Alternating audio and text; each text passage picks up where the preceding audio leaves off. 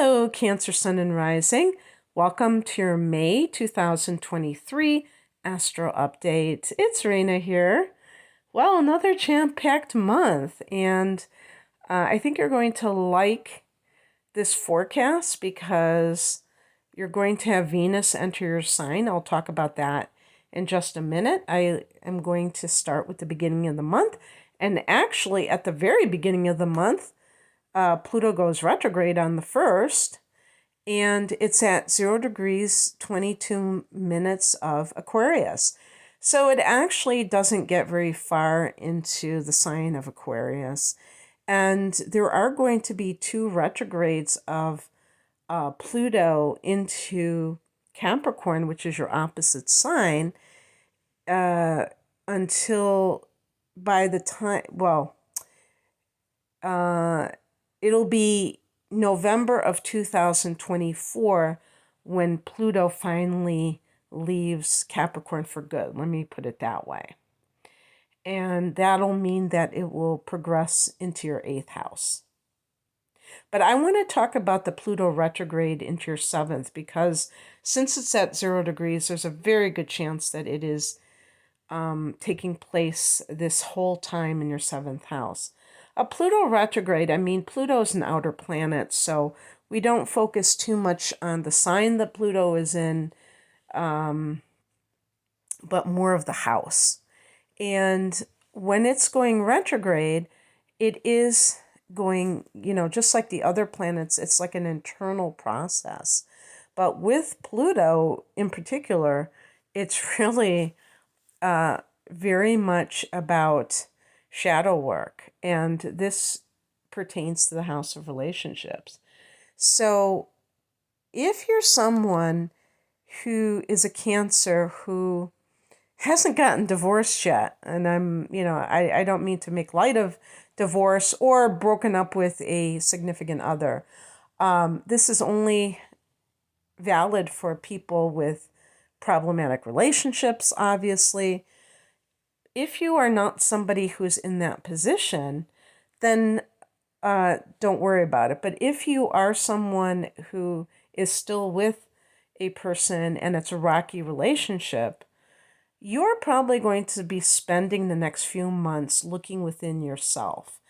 And it's possible that this will be things that kind of like revelations that you kind of come to rather than outer events that I would attribute to Pluto when it's direct. Because when we talk about transits, we act like they're just separate from anything else in life. But there's a good chance that when you have a transit going through a particular house, that there are going to be events, at least one event that connects to something with this area. And that means that you're going to be, have to contend with that. And in the case with the retrograde, it's more within yourself. And it's in both of these types of experiences are valid and valuable because they can show us things that are like, the outer world reflecting onto us, but also how we reflect upon ourselves. And so they both provide information. And so if you have a problematic relationship, you may be looking at how you are contributing to that. And even if the relationship still falls by the wayside at some point, at least you may have a more balanced perspective on it, and you will not exit the relationship with this sense of having been wronged, even if you have been. And that's a very important point that I need to make, because you have had Pluto in this house for about 15 years. Now, I want to just state that this is a general forecast, and with the unequal house system that the vast majority of astrologers seem to use, the houses are not all equally 30 degrees, and therefore the duration of a planet through one house, the transit duration, is going to vary from person to person. But just taking 15 years as a possibility, this is a long period of time for a planet to hang around in one area. And it's possible when Pluto is in somebody's seventh house that they attract a relationship where the other person is obsessive, where they are very controlling. And for Cancer, this can be even a situation where you may have tried to be what that person wanted you to be, and you just found yourself digging a deeper and deeper hole and realizing finally, maybe thinking, oh man, I just wasted X amount of years. I should have figured this out at the get-go, at Jump Street, that this was going to be the case, because you might have seen retrospectively that there were red flags about this person. It's all good because it gives you information. That's the whole point of all of these situations that we find ourselves in, that we kind of regret later on, is that they provided us information that we didn't previously have. So the bottom line is that in some cases, some of you have really found out maybe that you have a lot more power than you thought you did, because a lot of times people get involved in these types of relationships do so because they are in a disempowered state. So your sign, your sun or your ascendant is opposing Pluto. So it's showing the dichotomy between you and that person and what they represent. So that's happening. And then on the 5th, we have a lunar eclipse at 14 degrees of Scorpio. Scorpio is a fellow water sign. It is your 5th house of love and creativity. A lunar eclipse can be a very powerful full moon, and this can be a purging effect, especially given the fact it's in Scorpio, which is known for purging. Now, here I just talked about the Pluto retrograde happening 4 days earlier. Pluto is one of the rulers of Scorpio along with Mars. And, the interesting thing is that Mars is in your sign. So there is like this interconnected influence that's coming from kind of like a deeper level that is not readily apparent, but you can see everything connecting when you look more closely at what is going on. So for those of you who, and this is really important for Cancer individuals, if you have been struggling to leave a relationship, for the sign of Cancer, there is, if you think of Cancer's claws, Cancer tends to hold on to things, especially emotionally, very deeply. I'm sure there are some Cancers who are hoarders too. And that is when, and I think hoarding actually is when people attach emotional connection to things, to possessions, but they could even be very mundane things. Maybe it's a newspaper that, it's OCD for sure. It's obsessive compulsive, but there still is emotion that the person has in a distorted way. So that's my opinion. So the same thing applies to people. Sometimes a Cancer person may glom onto someone, and sometimes it may be because when they met that person, it was a time when they were especially vulnerable, or there was a really good period where that person was sober. So they were in a higher vibration, and then they backslid, and that created their dysfunctional behavior coming back. So, I mean, that's just an example. So, what the Cancer person may do is think about the good old days when everything was so perfect, and it could be that way again. And of course, that's true.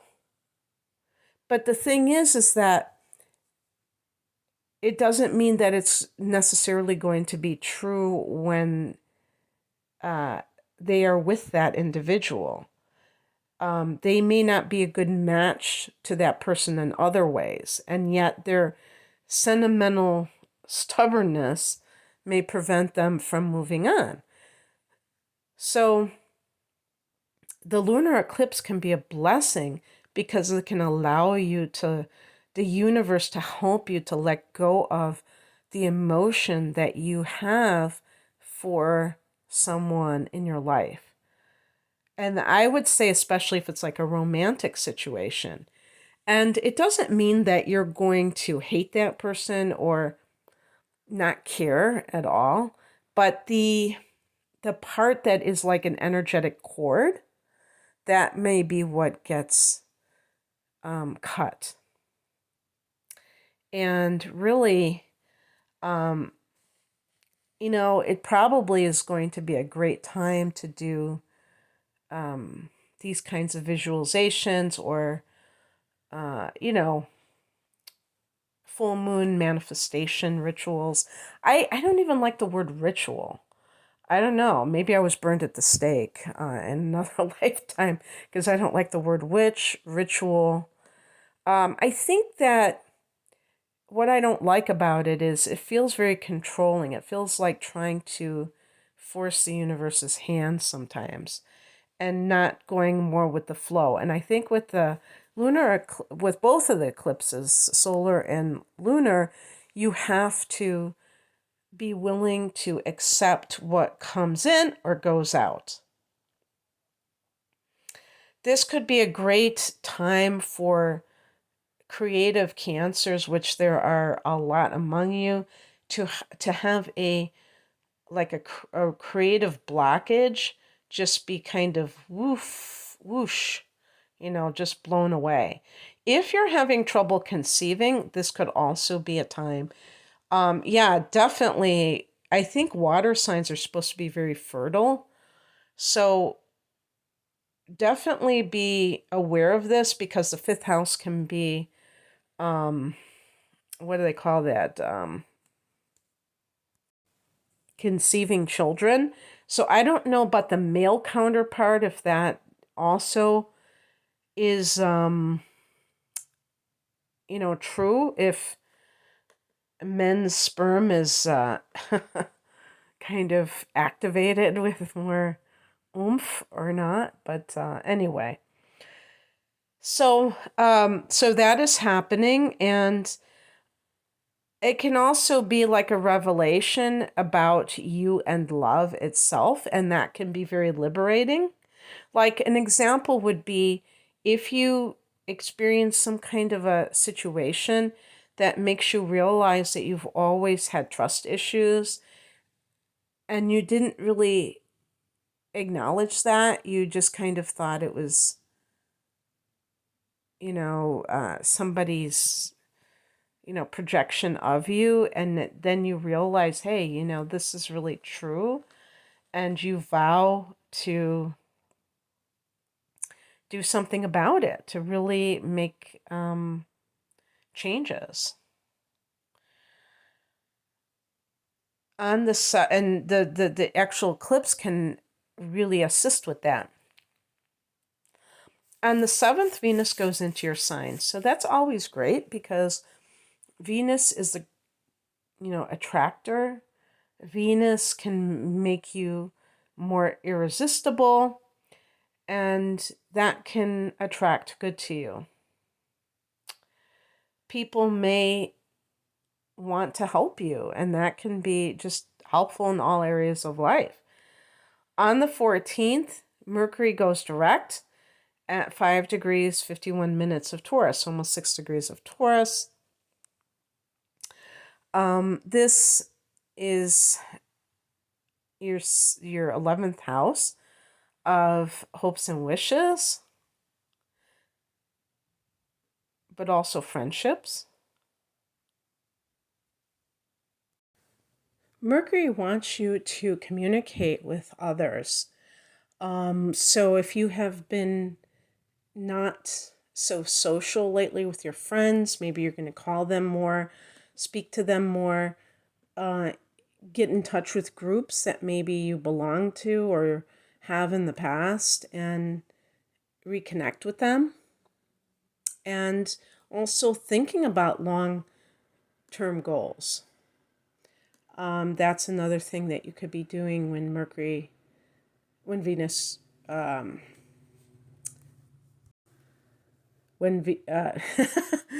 keep saying Venus, when Mercury goes direct, is that, there might have been some kind of misunderstanding with friends and, and there was a disconnect. But the other thing too about the 11th house is it is associated with technology. So Mercury is notorious for screwing up our technology. So all of that can get restored. On the 16th, 2 days later, Jupiter goes into Taurus. So I really feel that the first half of May, it's like the story of 2 months or 2 parts of a month. The first part, we're going to be under a Mercury retrograde. And because of the lunar eclipse, kind of, the tower moment, everything might feel up in the air. And then things might start to settle down. And when you think about it, Taurus being an earth energy is, perfect for that sense of being grounded. And so we start on the 16th with Jupiter going into Taurus. So Jupiter goes into the 11th house. So actually Jupiter joins Uranus in the 11th. And you, Cancer, may have been, I think of Cancer as a more traditional sign. I would say conservative, but that's really not the case because I know that there are a lot of Cancer people that might consider themselves progressive, which is what Uranus really is all about, representing, ruling the sign of Aquarius, which is considered a progressive sign. So, but I just mean in terms of traditional, of upholding, things like family and home. Okay. But you may be rubbing shoulders with people, having Uranus in Taurus for the last few years in this 11th house, in the house that it rules. You may have been rubbing shoulders with people who are kind of off the beaten path. Maybe they're bohemian, they're like artistic types. Maybe they are people who are into alternative religions, galactic types of people. And it might be influencing you to be a little bit less conventional, because I do think of Cancer as conventional, even if they are progressive. You can be both, I feel. So this Jupiter transit is going to bring more of the same. It's going to bring, literally more, because Jupiter is about expansion. This can be really good, though, also for your money, because the 11th house is the second house from the 10th house, and it can be gains that you have through your business or through your career.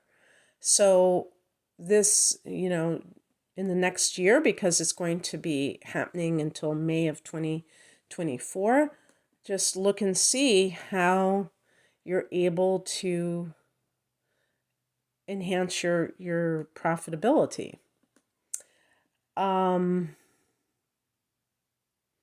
And also just benefiting from your friendships and the people that you have start associating with.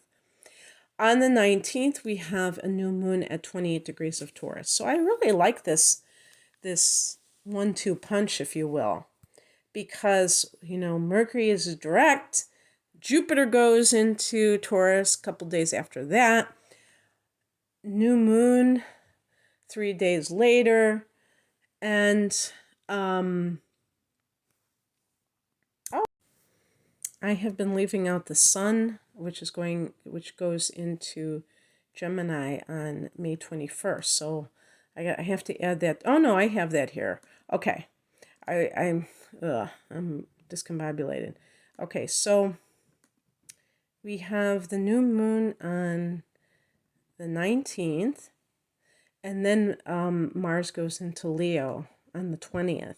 Now, the importance of that is that this is your second house, and this is the house of earned income. So Mars here is a very active form of money, obtaining money. So hustling, doing something that is, that you feel very kind of like a sense of urgency or sense of wanting to do this for whatever reason. It could be like a short-term thing. The Mars transit is typically about 6 weeks or so. So it might not be something that you're doing for the long term, but it could just show increased activity in this area. And it could, obviously could lead to higher profits. And I think it's interesting that it's happening only 4 days after Jupiter goes into the 11th. And I think that's kind of interesting. And then on the 21st, the sun goes into Gemini. Okay, so the sun goes into that 12th house, and that is the hibernation period that we think of, the month before your solar debut for the next cycle. So whether you're a sun in Cancer or Cancer rising, this is the 12th house, and you may feel more inclined to be solitary because you feel contemplative. This is a monk's house and things like that. You may feel physically less inclined to activity, kind of losing a little bit of physical stamina or energy.